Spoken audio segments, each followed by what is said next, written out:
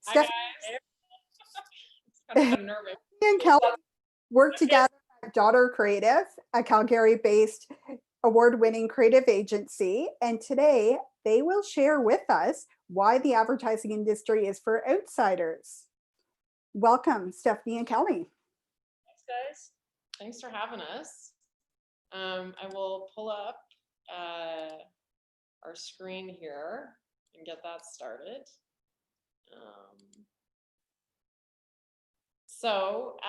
I think we'll just introduce ourselves really quickly. Sure. Should we make sure they can see? Yeah, can everybody see? It is working? Tech check? Great. We'll just keep going until someone stops us.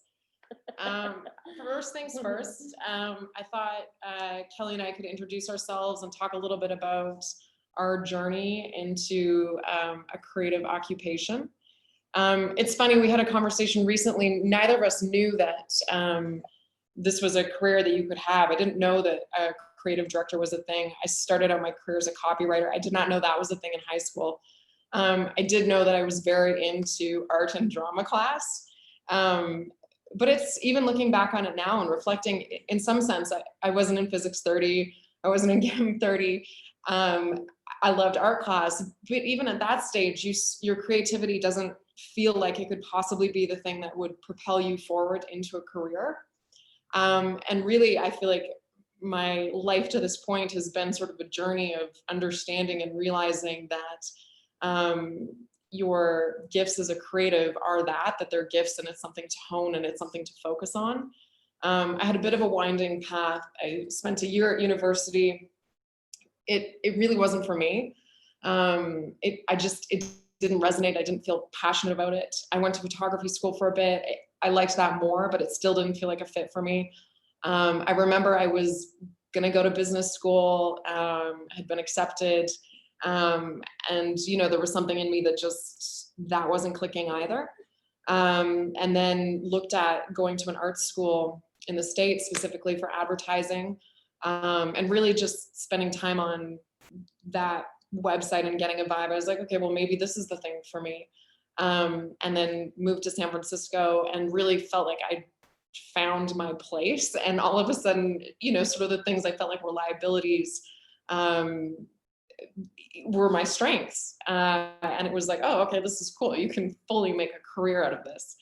And so from there, had the absolute honor of working at some amazing places, Rethink, Wax, just some really phenomenal shops, some shops in the States, and then was able to start my own agency here in Calgary. So we're still little, we're about 10 people, and I think we're about 4 years old, depending on when you start counting. So very much maybe in our adolescence. But I feel very, very lucky to have been able to bring on Keli as my co-creative director. Yeah. So I'll let you brag about yourself. Okay, thanks, Steph. Somewhat similar to Steph. Growing up, I was always kind of that creative kid who loved doing everything creative. Went to high school and probably could have went to university for like a lot of different subjects. I actually kind of felt fortunate to be creative because in high school, I had so many friends that really didn't know what they wanted to do with their life. And they went to general studies and things like that. And I just went to art school because I knew that's what I wanted to do. Now, like Steph, I didn't know what I was going to do for a living. I didn't know you could make money. I just went to art school because I loved it. I went to a small design school, and then I went to U of C and took photography and communications. And I felt like I kept going to school for a while because there wasn't a lot of jobs. And I thought, well, as long as I stay in school, I don't have to face reality. And I always thought once I finished art school, I thought I was going to be a designer. I had taken photography classes and design seemed to be the thing. Back then, they didn't really teach advertising. And it was a lot of typography and things like that. And then I started at this shop in Calgary called Parallel Strategies, and it was about 150 people. And they had a design area, production, and I kind of started production design. And I just saw all these people in the advertising department, and I'm like, that's what I want to do. I didn't know it existed until I started working. And I just kept begging to be in that department. And eventually I did get to join that department. I was the only female. I was young. The first campaign I worked on was awareness. That was an eye opener, just talking and working with a lot of guys and just having frank conversations about sex and safety and things like that. So I was kind of thrown into it and I haven't looked back. I've been doing advertising since. Like Steph, I've done a couple of big shops like Taxi and kind of the small ones here in Calgary, like Wax and Highwood. And it's all been a great learning experience and a journey.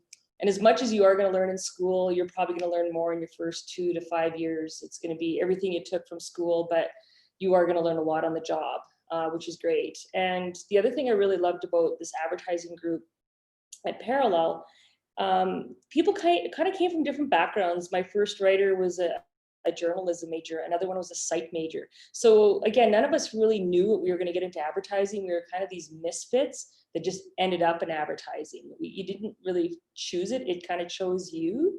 And it was kind of like where a lot of the bad boys went and a lot of the rebels. And it's actually just, it's a lot of fun. And the perspectives and the diversity in different people is actually what makes it really cool. So on that note, Yeah. when you don't fit in, you see things others don't. I don't know if high school's changed. I hope it has. I'm guessing maybe not all the way. But I do think, you know, and probably for a long stretch of my life, all I wanted was to fit in and to be like the people around me. And I think you get a bit older and you realize that's a fallacy and there is no, like, nobody's seeing everything the same way. But I think even a step further, and especially in this industry, you realize that those unique perspectives, that those people who, you know, they come at it from a totally different angle, they are really the ones who are the movers and the shakers, and are really doing some of the most incredible work in the field. So love this historical example. This is a woman, her name's Hilma af Klint. She was a painter in Sweden, sort of right at the turn of the century. And she was really doing some like out there stuff. She would hold seances and channel these grand masters. And she sort of had this group of women artists that she would do this with. She went to an art school in Sweden, and she would get this sort of directive from these grand masters, and they would tell her what to paint. And they were these sort of highly abstract, big blocks of color, but they were meant to sort of illustrate these very deep spiritual concepts. There was a philosopher and an art critic, and his name was Rudolf Steiner. And he was really sort of setting the tone for philosophy and what good art was.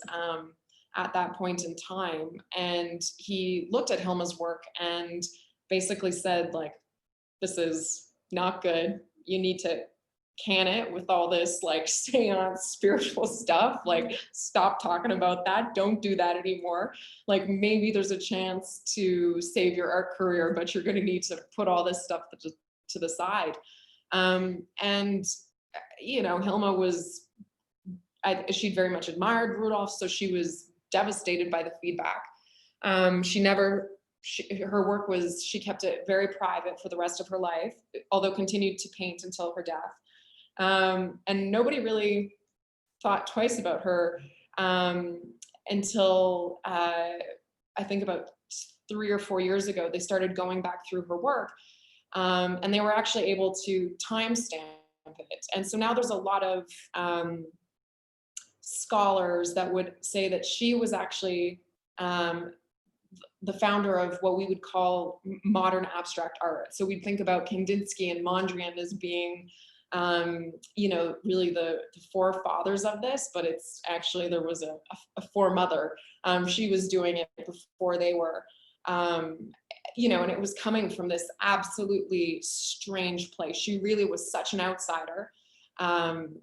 And there's a funny anecdote, I don't actually know if it's true, but they did say that there was an office that Kandinsky would have gone to that one of Hilma's works would have been displayed in, so that in some sense he might actually have been copying her. And it's a theory, it's speculative.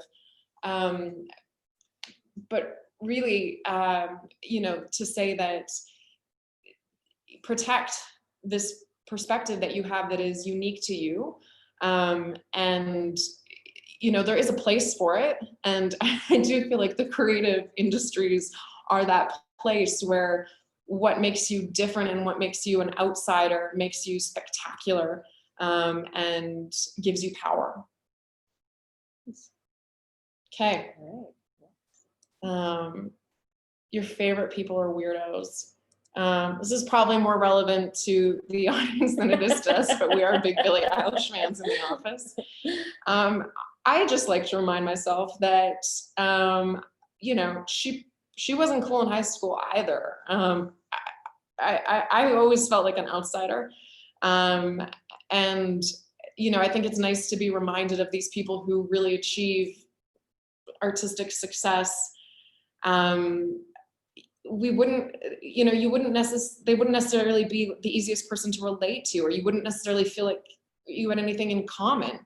And I think it's hopefully emboldening to hold on to those parts of us that, maybe feel like they're a little raw around the edges. Billie Eilish has Tourette's, still lives in her parents' basement, records all her music in her bedroom. Like these are not, she purposely wears really baggy clothes because she doesn't want to be sexualized. Yeah.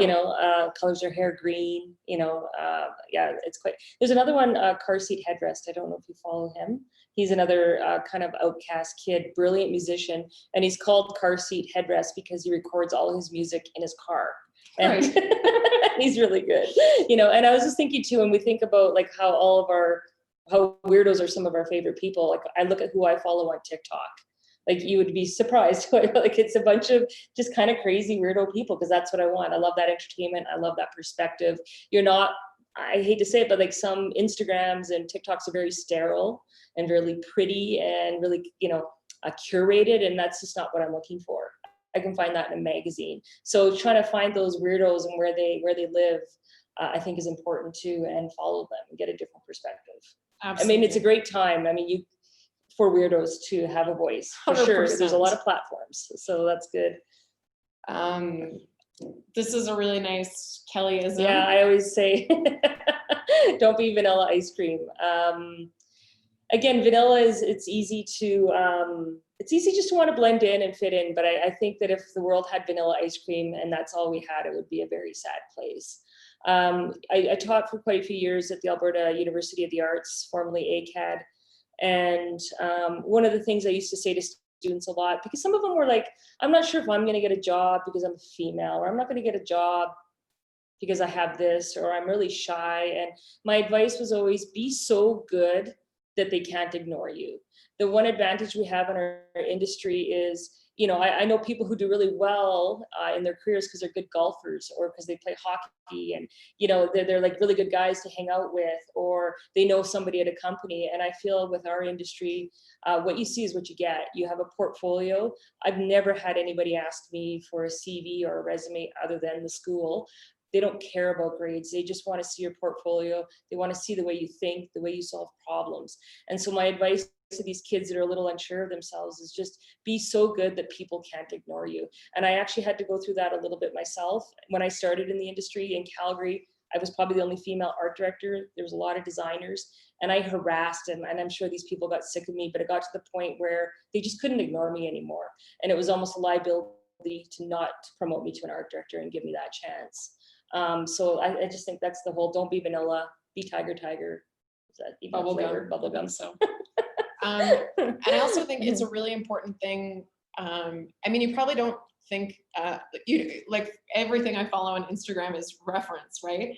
Everything you watch on TV is reference. I think, good stuff in, good stuff out. It's really important to be choosy about what you're watching. What movies you're into. If all of your input is mainstream, your output will be mainstream.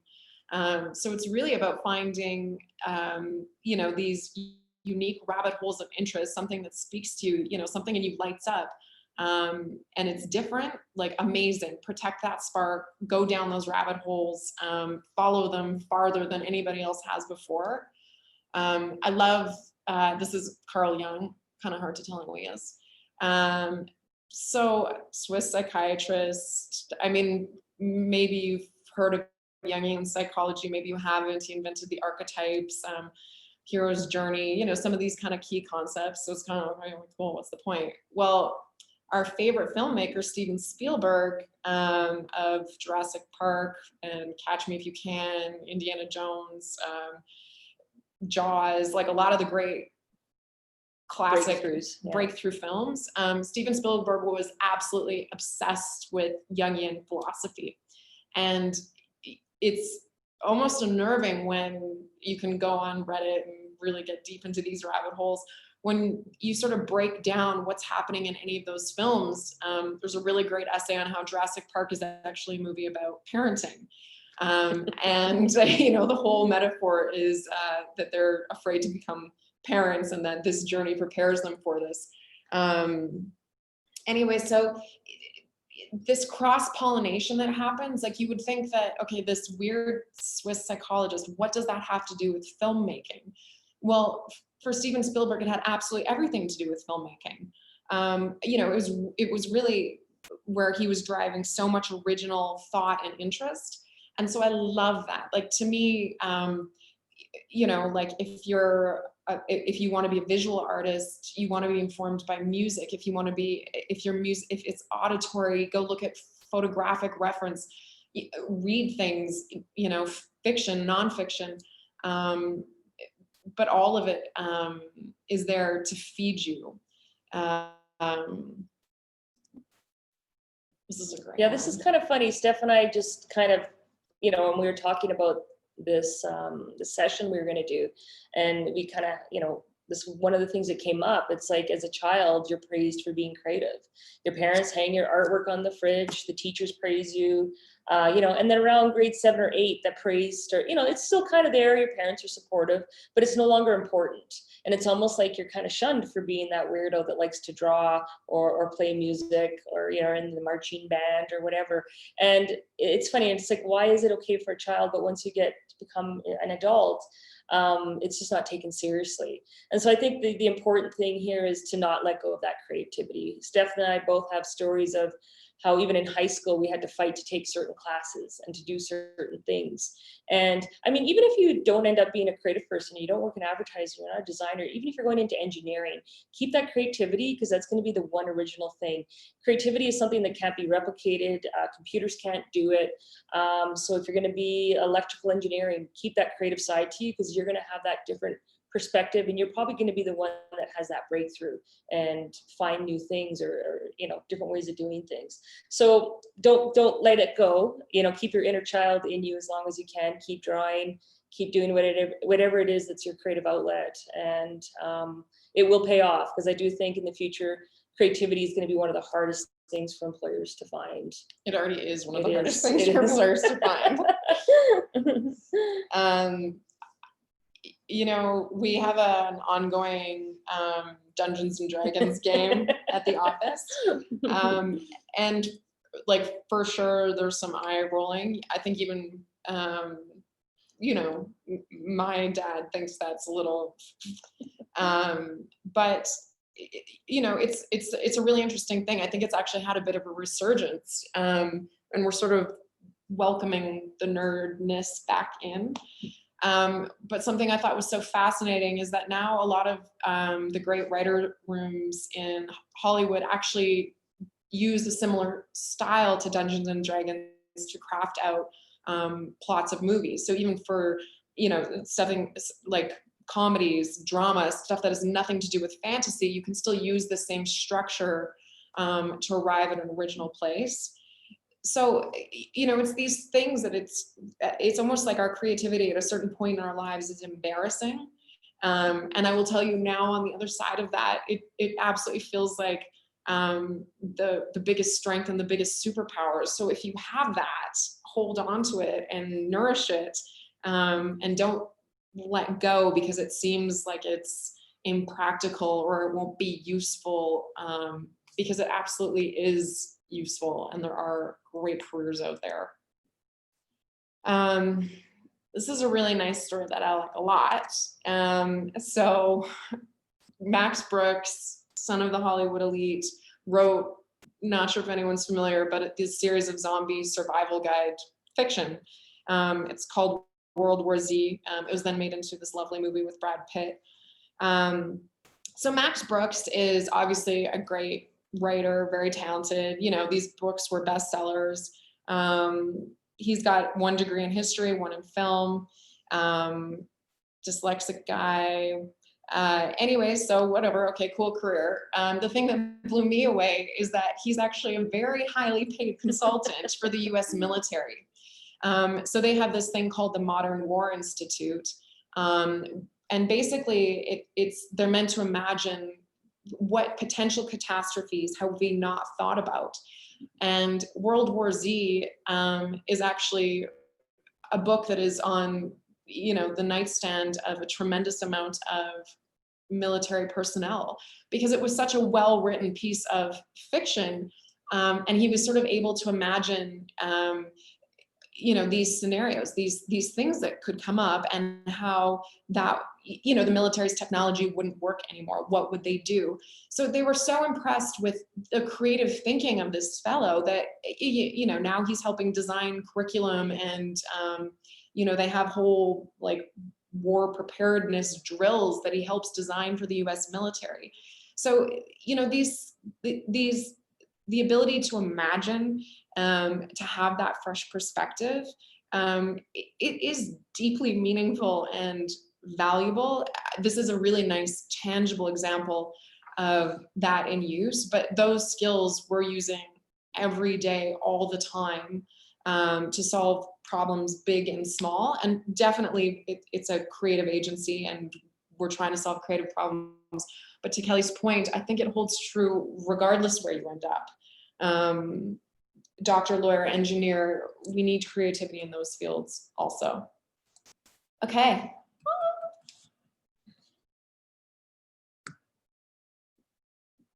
Okay. Oh, thanks, Kelly and Stephanie. That was really interesting, and couldn't agree with you more as a former advertising person. We have a couple of questions. So one is, what outsider input do you cherish that you continually, hang on, sorry, that you continually reinvest to help your creative business success? Oh, that's a great question. Yeah. Do you want me to start? Yeah, go for it. I was just going to say, I don't know if I have one particular outsider. For me, I feel like my fresh perspective, it's a lot of weirdos. Like, again, TikTok weirdos, which are awesome. But for me, I think it's more about living. Like, you can be on the internet a lot. You can be on TikTok, social media. But there does come a time where it's like, you know what, go to a movie, go take a trip, and take a trip that isn't planned. Just live more. And I think that's something that we're kind of losing, and it's really hard during COVID, especially, to kind of go out and live. But I mean, I've never played Dungeons and Dragons in my life, and I started during COVID. I started making sourdough, doing all those things. And so even right now, it's kind of pushing me to do different things, but it's still about living and continually trying to find a fresh perspective. And sometimes, you know, I'll even go to a movie and just go, how did they produce it? How did they shoot that? Look at the lighting. Like, I kind of nerd out a little bit. Or, I mean, as a kid, I looked at comic books and, you know, like album covers and things like that. So for me, it's just kind of living, a lot of travel, especially. So I wouldn't say I have one weirdo that I in particular can think off the top of my head, but comedians, I think a lot. I like their perspective, because comedians, I think right now have really good observation skills and observation of like human nature and behavior. And I find that really an interesting perspective, is what they see. Like, Seinfeld was kind of the first comedian that it wasn't about how terrible his wife was. His comedy was about observing people living in New York and observing weirdos like we all are. And so I think maybe comedians in general would be one that I look to. Yeah, I feel like I have some real life weirdos. Like, my sister is one of my favorites. So definitely pull a lot of inspiration for her. Like, she was the one who, you know, just started playing Dungeons and Dragons, and I was like, whoa, like, you're going in deep. And she was like, like, let me break this down for you. And when she broke it down for me and explained to me, you know, that it was this like really what's happening in that moment is collaborative storytelling, I was like, oh wow, that's a massive perspective shift for me. So I have weird friends and family members, and then I just get obsessed with people usually on the internet. I'm Miranda July right now is like really doing it for me if anybody's looking for a weirdo. But yeah, like talk about a different perspective. I don't know, I think they'll come in and out of your life, you know. It's like they'll show up when you need them. Sometimes I look back to on some people and I'm like, I had no idea what a genius they were. Yeah. Until I became an adult, you know. I mean, even right now for me, Sacha Baron Cohen, his last movie is whatever, but that guy's a genius. Yeah, like talk about the ultimate weirdo. Yeah. And uncomfortable, and not places, correct. Yeah, going to the hard places to expose people and situations and to expose humanity on a lot of terrible levels. But so again, I kind of go to comedians. I didn't realize it until right now. You got a bent. Got a bit. That is so true. Comedians, for sure, they do know how to observe, for sure. Another question: can you give advice? What advice can you give for outsiders to get their weird voice in front of decision makers who can utilize our nerd voice? I feel like you're so lucky right now that you have so many avenues. You can create content on your own. You have technology. Like I just feel like you're in a really, it's kind of a golden era, like a renaissance of content creation. And, you know, maybe it's a little harder now to stand out, but I do feel like you have a lot of tools right now. Like musicians can make it. They don't need the man to produce their record. People can publish their own books. So again, I think it goes back to one of my favorite lines is be so good that you can't be ignored, you know, and lead the way, be the one that other people copy, you know? So, I mean, that might be a really quick answer, but that to me is, you know. Yeah. And you wanna know what else? Like to me, it's you have to take yourself seriously. And I think we get a lot of messages that tell us that, you know, this frivolous sort of thinking or this thought or this whatever, you know, that art is kind of frivolous and it's a nice to have. I couldn't feel more differently about that sentiment. For me, I feel like art is the only thing to have that, like, you know, like I'm not, this place is worth being because of the art and because of the creativity.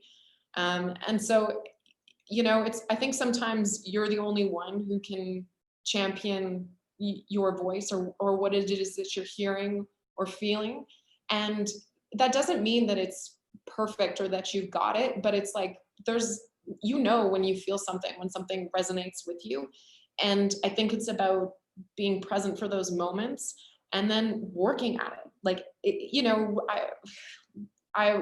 we're writing headlines for a project and I have them up on the wall and it's like, we're bringing in everybody from the office to say like, you know, and even people who don't work here to say like, do you get this? And they're like, no, I don't get it. It doesn't make any sense to me. And it's like, okay, that isn't bad. It's like, okay, we're not there yet. You know, but also having that trust that it's like, I know that there's something here and I'm not going to be discouraged that I didn't get it this time. I'm going to keep on refining and refining and refining. And sometimes that's like the journey of a lifetime. Yeah. So don't get discouraged. The other thing, sorry, no. The other thing I was going to say that something you said made me think of it is don't give it away. Like put value on your creativity and your art. I mean, we're still guilty of giving it away sometimes, but there is value. All you have sometimes are your ideas and your time, and you should value that. I joked with Steph that, you know, I have so many friends who are like, hey, can you design my jam labels? And I'm like, sure, if you come clean my house. Like you can't, and it's hard not to give it away, but I feel like by giving it away, then it does lose its value and people think it's easy. You know, and again, when you're starting out, you're going to do whatever you have to do. You're going to, like, I think one of the best things you could do as a young creative is find other young creatives, like find a photographer that might bring your work to life, find a musician that can help you out. You can write for them, you can art direct. So grow with your peers and that's maybe how you kind of help each other, and that's who maybe you give it away to. But in the end, if there's nothing worse, as soon as you start doing things for free, that's the bar and that's the expectation, and it's a thing we're still guilty of decades later. Yeah. And our industry is, you know. Do it for yourself, Yeah. or do it for money. Yeah. Great advice, for sure. And I think the more you put yourself out there, you build that confidence as well, and sharing amongst, the other creatives, you do build that. So great advice. Can you speak to the trials of starting your own agency, and what do you wish you had known when you did that, or what do you wish that you Yeah. know now? So yeah, maybe there's two things. I'm still so in this, but I am not my archetype of a boss. Like, I don't look like any boss I've ever had. Like, I don't even look like the boss that I imagine. So I'm always pulled towards, okay, I need to be more like that. I gotta do it like this. I need to be more analytical about this, or I need to be firmer, or I need to do it this way, because that's what I'm supposed to do as a leader. Like, that's what a leader is. It's out there. It's that. And I get seduced by that idea just constantly. But it makes me unhappy. I feel sad right away. And then I come back to this place, which is all I can really do is show up as myself. And, I am who I am, and I gotta, follow my heart, do things my way, in the way that they make sense to me. And that's really, that's a hard one for sure. Like, I to anybody, and kind of that's true no matter what you're starting out doing. You have some idea of who it is that you're supposed to be in that moment, and it's a seductive thought. Like, I'm going to be like this, I'm going to be like this, when really I think it's this coming back to who you are, and a trusting of what you already have, that will bring you farther. So that's the first. And then the second, and I really think this is, again, like, I wish I had been there to tell myself this in the beginning, but I'll go to this place where I'll take it so seriously, where it's like, I'm Atlas, and I have the weight of the world on my shoulders, and if I don't do this, everything's going to go badly, and I feel so bad for myself, and I can really wallow in that. And so again, it's this, I gotta remember, it's play. Like, this is for fun. And that doesn't mean that I don't try so hard. I try so hard. But it comes from a place of joy. When you treat it like play, and not like, messing around play, but like playing sports or whatever, where it's like, I'm giving her. It feels so much better. And then you're not borrowing all this stress of like, oh, is this so hard, and it's such a big thing. So those are the two things that I try and come back to. It's funny, my answer is way more practical. Is it? That's the kind of leader I should be.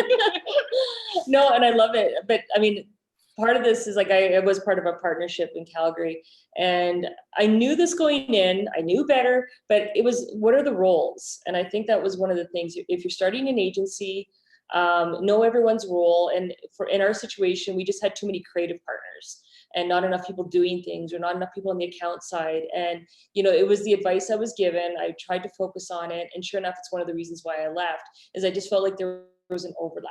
And if you are going to start an agency, not just freelance, then you got to find the right partners. And one of the things I do love about Daughter is there's 3 people kind of running the shop. 2 are partners, and everybody does something different really well. They're not duplicating, no one's stepping on anyone's toes, they're complementing each other. And I think when I look at agencies that are really successful, it has those 3-4 really good key leaders, and everybody is bringing something different to the table. So that's more from a practical point. When I was teaching, I had a lot of students that wanted to go straight to freelance. And at first I was like, wow, good for you. That's really good. And then afterwards I'm like, so who do you know? Like, where are you going to get work from? And I didn't try and I kind of discouraged it because I'm like, you know what, go work for the biggest shop you can. It's going to be a slog. You're going to be a cog in the wheel. But I'm like, go meet, like, I think about my first job at Parallel that obviously was very formative for me. I call it kind of my mothership.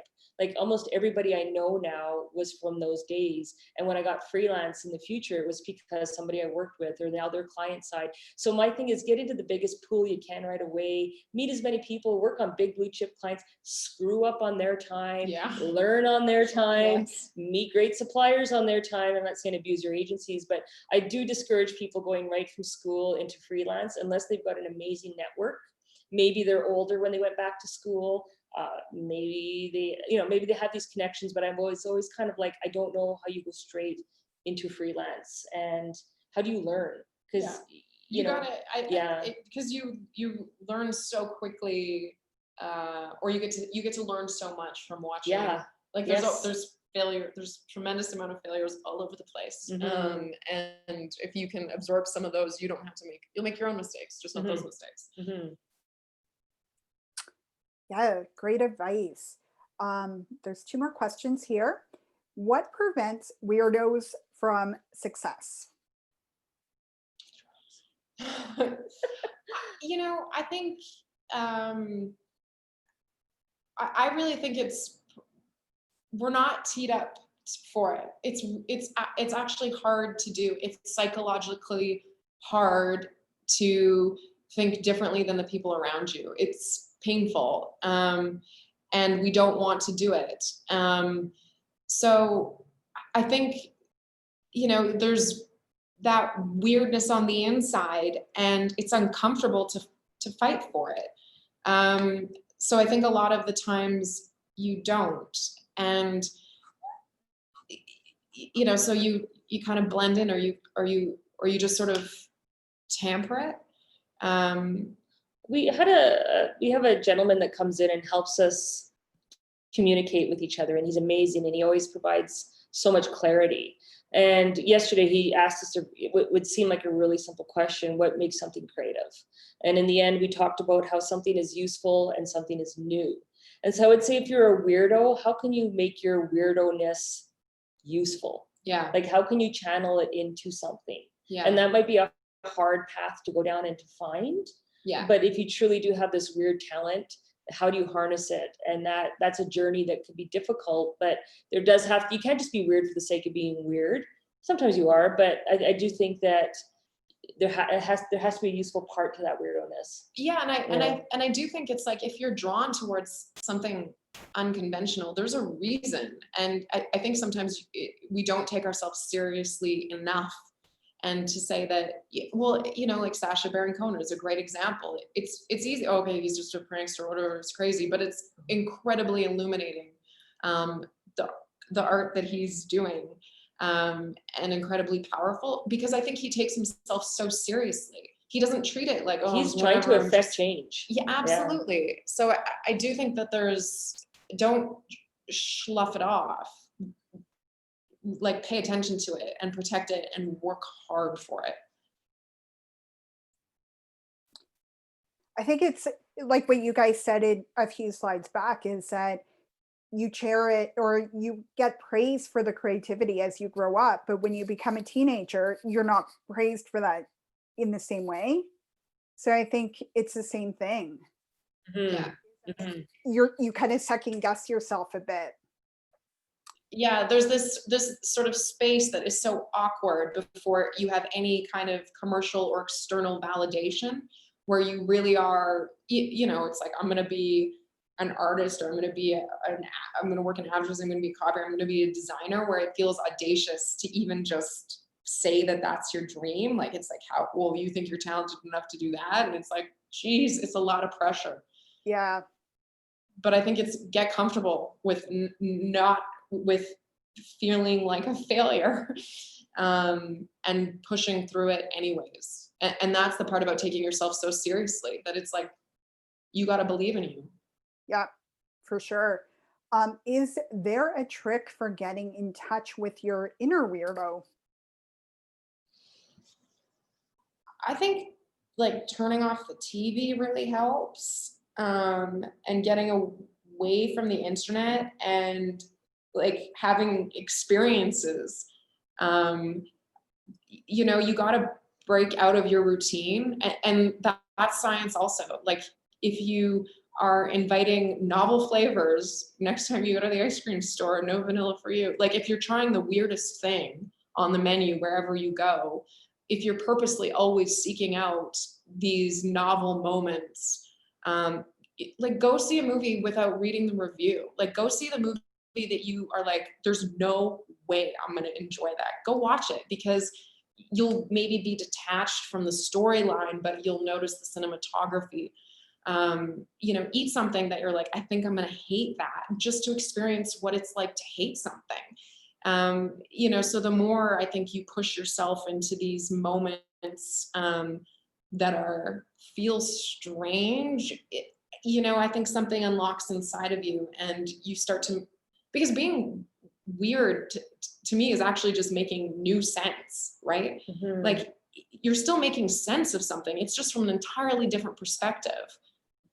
I also think sometimes, when a wrench is thrown into your life and you're forced to do something, Yeah. forced to zag, it can make you extremely creative and maybe Yeah. find your true place. One of my favorite instructors, I do pottery, and she works at Medelta in Medicine Hat. It's a world-class production historic museum. Anyways, she does beautiful pottery. She worked for Denby when she went to school. I found out she used to make teeth. She made dentures and for her dad, and that's what she went to school, and she made these beautiful, perfect teeth. And then her dad laid her off because there wasn't enough work, and she's like, now what do I do? And she shifted to pottery, and it's crazy how much is similar, yeah. the science and the beauty of it. And I'm like, I just can't wrap my head around it. If you saw her pottery, like I said, it's very perfect. But I just love that story, how somebody, and she admits to it, used to make teeth. Now she makes teacups, and they're beautiful. Okay, we have one more question and then I think we're out of time. So I'll just ask this.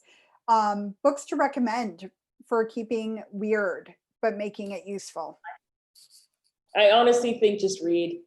We have some good agency books. We think that we both like the Rethink book a lot, and they talk a lot about developing creative and forming an agency. A lot of the things we talked about today, actually. But I wouldn't even say. I feel like that's looking for a prescribed way to be a weirdo, and if anything, I don't think it's that. You gotta, Like, I think you gotta find your own. you got to find your own, and there is not a formula. I have one that is Yeah. immensely inspiring to me, but it's not. It's Patti Smith, is a Patti Smith is musician, good. and it's Robert Mapplethorpe is a famous photographer, and it's just about her time with him living in New York when they had no money, they take themselves so seriously. It was like 7 hours to go out to get the perfect outfit, and then you know what I mean, like no qualms about it. It's like they knew how they needed to look, and it was like they were going to do whatever it took to get there. So there's a hint of it in there. Biographies are probably a good start for sure. Yeah, but I don't think that they're. I like go pick up something you don't think you should pick up. Like go pick up the, follow your nose to like the dark corners and read that. So true. Break out of the comfort zone for sure. Well, that wraps it up. We hope that you found this session informative and have learned how to break out of that comfort zone and get your weirdo born. We appreciate your time, Stephanie and Kelly, and everyone as you start the school application process or just looking to explore where your talents fit in the creative industry. Be sure to visit creativefutures.ca. We have another session scheduled for Thursday. So there's nothing tomorrow, but for Thursday at 10 o'clock, if you haven't already done so, you can register at creativefutures.ca, click on speaker series and register for Paulo's event Thursday at 10. Thanks, guys. Everyone, Thank it's you. fun. Be weird. Stay weird.